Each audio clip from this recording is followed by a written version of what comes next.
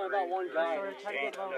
Well, I've heard two different. Yeah, there's one over here. But it's still over here. In this tree line, and then there's another guy over in this tree line over here. Lima Company's mission in Helmand Province was to drive their enemy as far south as possible. These battle-hardened Marines clashed with Taliban militia nearly every day. Alright. Where the is that at? Hey, it's coming from that way. Alright, we'll go to the south. See, but if the gun target line's all fucked, man. The firefight was really interesting because Mish and I got separated for that. They sent Mish off with what they call the mobile company, and they're the convoy that reacts when things start going wrong. I got sent up onto Haiti 2, which was this hill where the snipers and machine gunners were based. This day began very quietly until the sun came up.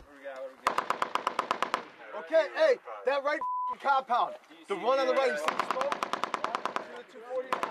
Look at that big coming. Where the is these motherfuckers at? 5, 2, 1. Still got. Left side of the smoke. 2 guys from the last position, man. 2 runners back. Hey,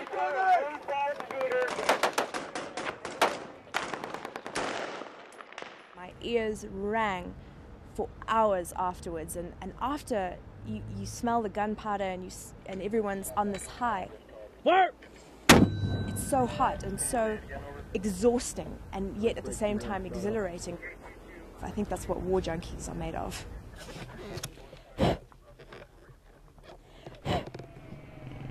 When the Marines weren't fighting, they were acting as peacekeepers, an almost impossible task. That's an expensive sheep. Now what It's a very expensive sheep.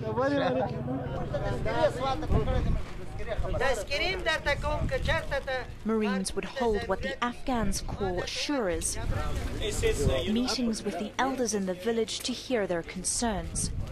It's meetings like this one led by the Afghan National Army that are supposed to pave the way for future governance and social responsibility here in Afghanistan.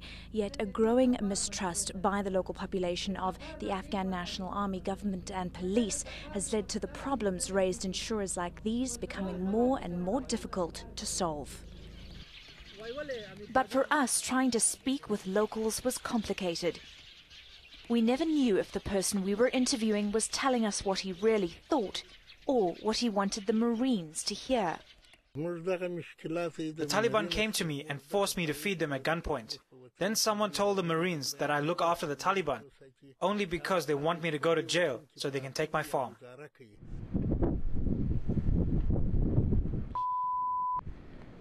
But life in Afghanistan wasn't as glamorous as it looked on television. 3, 2, 1. The living conditions were terrible. Mishy. Wake up, Mishy. I'll wake up now. Leave me alone. This is Mish's tent. It's spacious, but it wasn't so spacious recently. Showering, you had to use bottled water. That's all there was there. And, you know, trying to shower with 500 mils of bottled water takes a lot of energy. And after you take your shower, you step out of the shower, you take a few steps, you're dirty again. So after the first week, I just gave up on being clean. I eventually gave up trying to look good on air.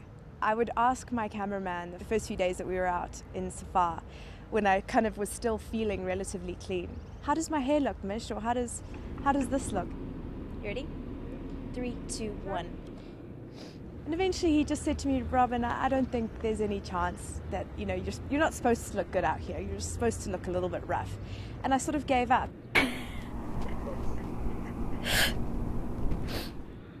You have to part with your dignity. The toilets, let's just say, a lot should be left unsaid. It was all about the plastic bags soldiers call wag bags. There's another big bag. What you do is basically put this around the hole or whatever it is, and that's how you do your business. Where are we headed? We're just gonna get shots of the camp. Marines just chilling around, doing whatever activities they're doing. But first you have to... No, I just have to take a 5-minute break. Just need to go somewhere. But I'm not going to say that on camera. Yeah. Any guess? Any guesses? The sleeping quarters, basically wherever you could find a spare patch of shade or a spot that the sand fleas might not bite you. As the only female on this outpost, I got my own tent. This is my little sleeper, my sleeping bag. This is the ground. It's very dusty. Yeah. Serbia. The soldiers remained upbeat though. Another beautiful day in Afghanistan.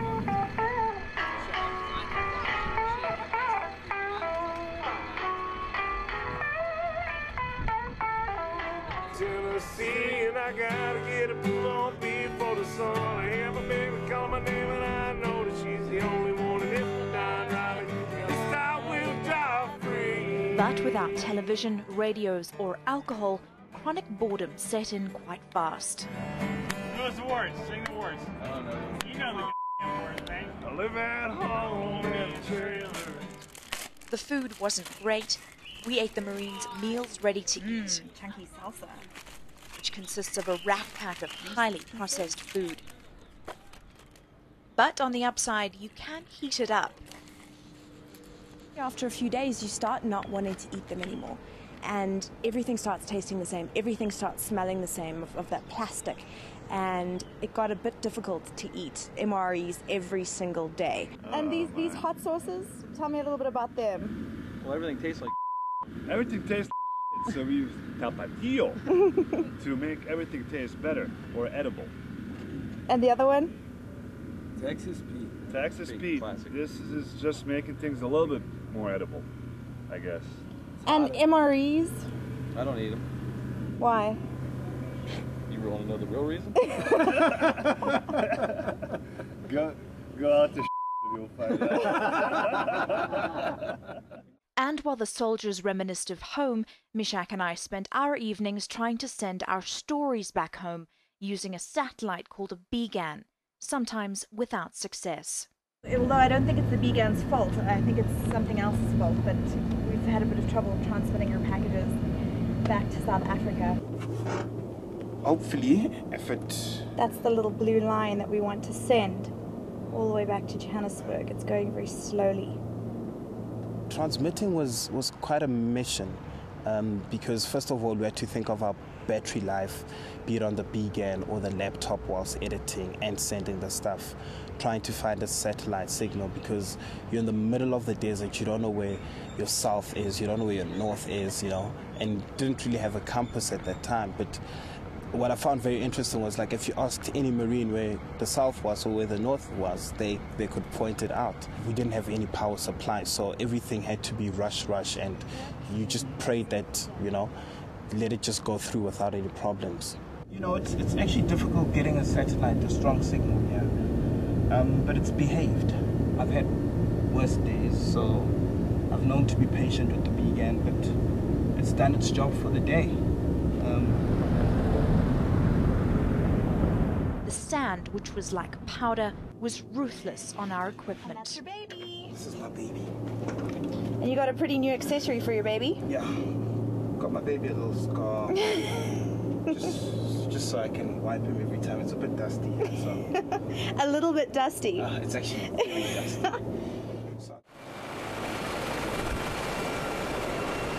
After 3 weeks in Helmand province, our time in Afghanistan was over. Mishak and I had escaped one of the world's deadliest places unscathed. But as we found out a few days after returning to South Africa, we were incredibly lucky.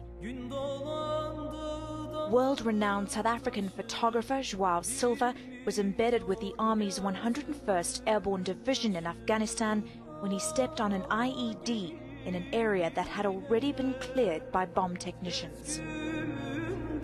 After covering dozens of wars around the world, he is now a double amputee.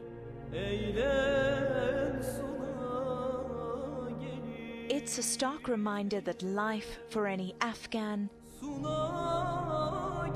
soldier, child, or journalist in that country can change in a matter of seconds. It all depends on when and where.